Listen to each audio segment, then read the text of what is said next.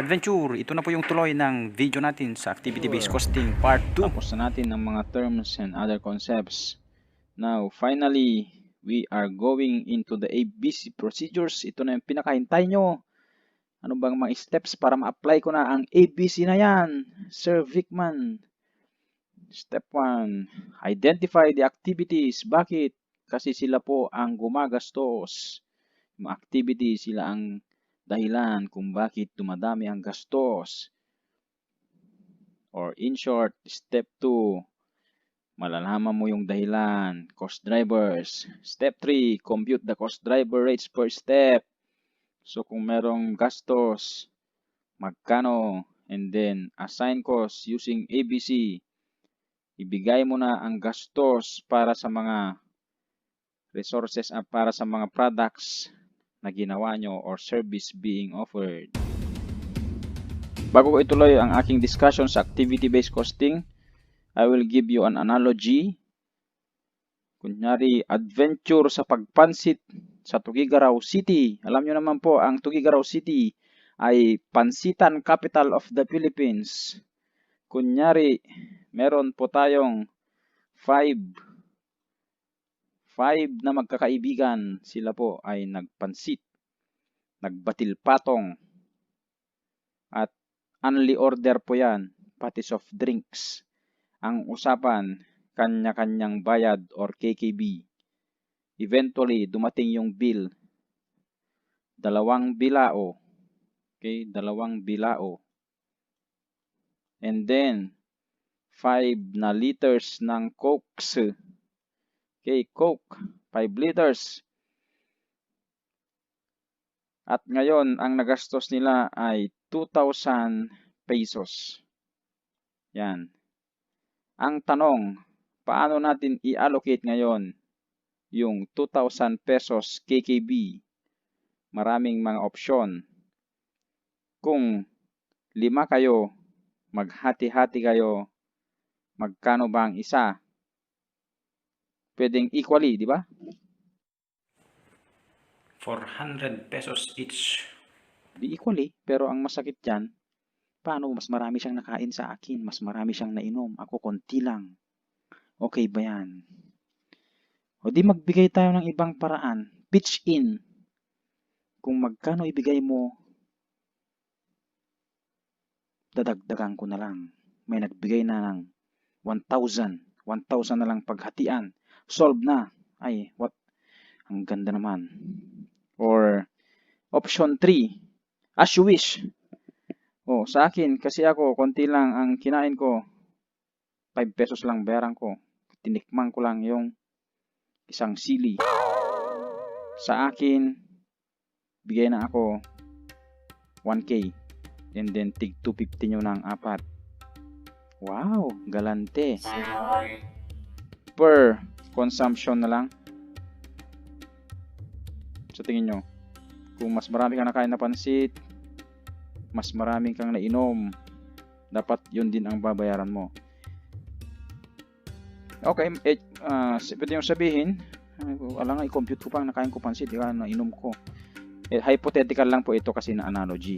Pero in business, kailangan talaga detailed kasi hindi lang naman ikaw ang affected kundi mga consumers. In short, equality is not equity. Nga po, may ABC para meron ng equity. How many resources a product spent, the same should be charged to it. Now we have the activity-based costing with an illustration. So it's a first quarter data, production, and cost data. So meron tayong dalawang product, J25P and J40X. And we have the totals. Number of units being produced 100,000, 40.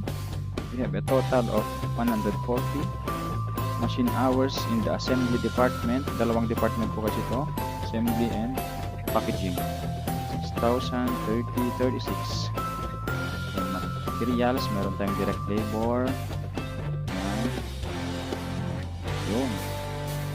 Overhead cost tayo. Actually, ang focus naman talaga ng ABC ay overhead cost. Mantakin mo yan. Sa assembly, ang nagastos ay 1.6 na tumataginting. And then packaging, 810. So ang focus talaga natin ay nandito sa 2.4 something million. Paano natin i-allocate ngayon sa J25P and J40X. Kailangan nating i-apply yung steps kanina tutunan natin. Identify the activities. Assembly department, meron tayong setting up of machines, handling of materials, and of course, product assembly. Packaging department, bago i-package, inspect mo muna kung maayos o hindi. And then, i-pack mo na. Finally, shipping. Hintayin mo na kung darating na yung product. Mga customers, ka-adventure. Step 2. I-identify na natin ang cost drivers. Okay, meron kang activity sa column na ito. Cost driver. Then your product. J25P and J40X. Sa assembly building natin at packaging building, may machine hours tayo, 6,000, 30,000, total 36. Setting up, ang cost driver niya, set up hours, ilang oras, 40, 400, total 440. Handling of material, ilang production runs o ilang batch, may 8, may 40, 48. Packaging building naman tayo. Inspecting and packing, direct labor hours daw kasi yan. So, diretso kasi yung nagtatrabaho, malaman mo kung sa J25 or J40X. 22, 8, 60, 82. Sa shipping naman, number of shipments, 100, 200, 300. Napakarami pong data ang kailangan para may apply yung activity-based costing. You need to identify the cost driver for each. Diba? Yung assembling, kailangan machine hours gamitin mo. So, ibig sabihin, machine ang nag-assemble, no? Setting up of machine, handling, yan. So, kung manager ka, makita mo na dito yung mga data na kailangan mo. Ilang oras ba ang nagagamit sa assembling? 6,000, 30,000 para sa J40X. So, ma-analyze natin itong J40X. It's a type of complex product kasi grabe yung assembling nyo, 30,000. Tapos 400 na setups and then handling 40 sa production runs. Okay? So we move on. Ito na yung compute the cost driver rates or magdi-divide na tayo.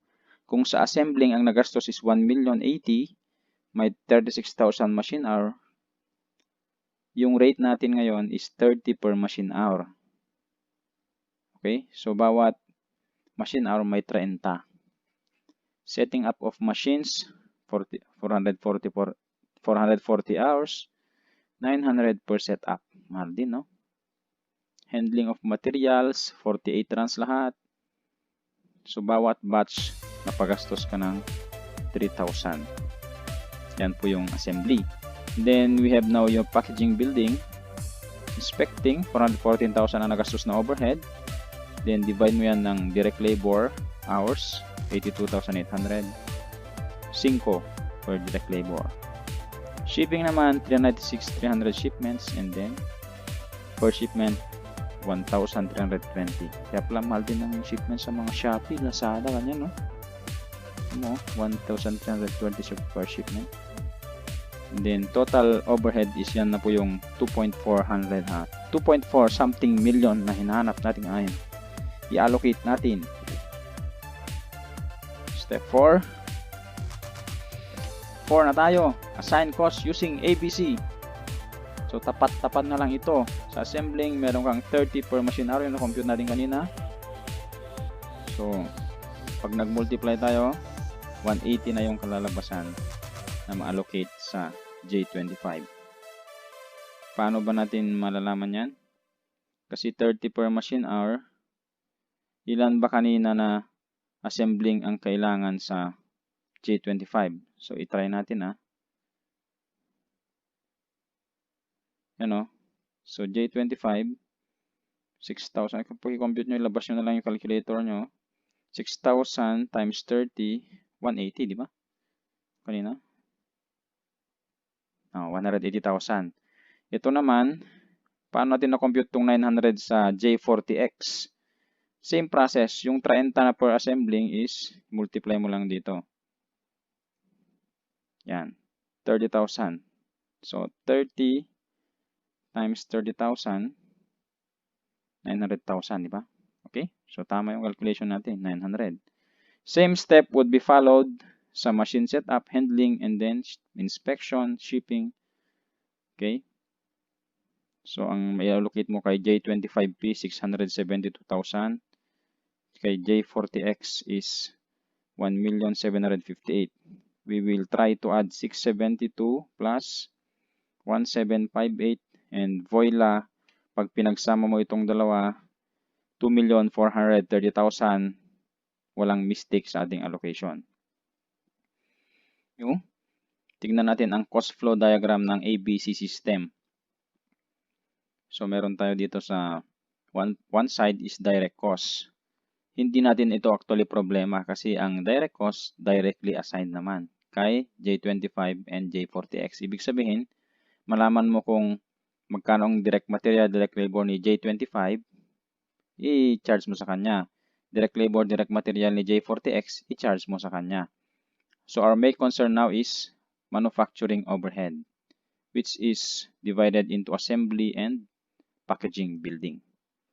So dito, assembling kanina, machine hours, setup hours, handling material runs, inspecting, direct labor hours, and then shipping, shipments. Pagkatanungin ka sa inyo kung ilan ang cost drivers na nagamit, 5. Kasi machine hours, setup, runs, direct labor hours, shipments. 5 cost driver sa iisang manufacturing overhead. Ganun po ka detailed ang ABC system. Kung ang ginamit yan is broad averaging, minsanan lang. Yung overhead mo, kung ilang products ang na-produce, divide na, tapos, i-multiply mo na kung ilang product ni J25, J40. Kung department naman, kung magkano lang ang nagastos sa assembly, packaging, and then yung gagamitin mo, baka assembling lang gamitin dito. Dito naman sa packaging, ewan ko, inspecting packaging. Divide mo lang sa mga base na makuha mo. Halimbawa, direct labor hours dito, machine hours dito. Then, i-multiply mo na kung ilang products kay J25, J40X. So, hindi siya masyadong reliable. Okay? So, tingnan na natin ngayon yung overall data. Maabot na natin yung ating unit cost. Direct material natin kay J25, 1.5 million. Assembly, sa labor niya is 750 and then 990. So, we have direct cost total para kay J25, 3.24 million. Dito tayo sa overhead. Compute na natin kanina to, di ba? 672. We add 3,912,000 lahat yan. At ilan ang units na nagawa daw? 100,000. So, unit cost mo is 39.12. Kung cost-based pricing ka ngayon, pwede ka nang mag-mark up. Halimbawa, diretsong mag-plus ka ng 10, we can charge now 49 something for your J25P product. Pero kung percentage naman, you just multiply, halimbawa 10%, 1.10 times 39, yun yung price mo. So we have J40X, 3.36 ang kanyang direct cost, and then na-compute natin kaya 1,758 na kanyang overhead, allocated using ABC.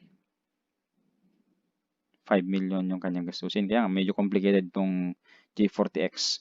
40,000 lang yung nagawa na product para sa kanya. So, ang per unit is 127.95. Pero kung hindi siguro ABC ang ginamit natin, baka yung 39 magiging 50. Ito is less than. Magkakaroon tayo ng miscosting. Okay? Compare natin. Kung plant-wide ang ginamit, 48 at 105.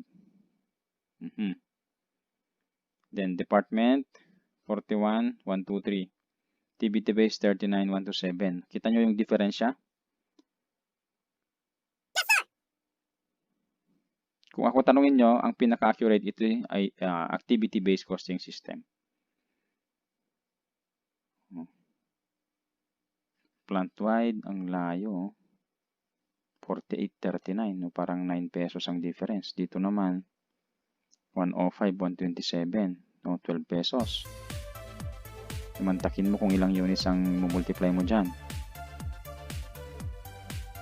So, pinaka-inaccurate tong plant-wide kasi minsanan lang, isang base lang ginamit. Ito, medyo okay pa. Pero actually, kapag may competition, hindi pwede. Mura sa kabila, tapos sa amin, mahal. You think of many possibilities. Ka-adventure, sa ating next video, akin namang i-discuss ang cost flows through accounts. If you learn something, please subscribe, share this video. Thank you, abangan nyo yung next.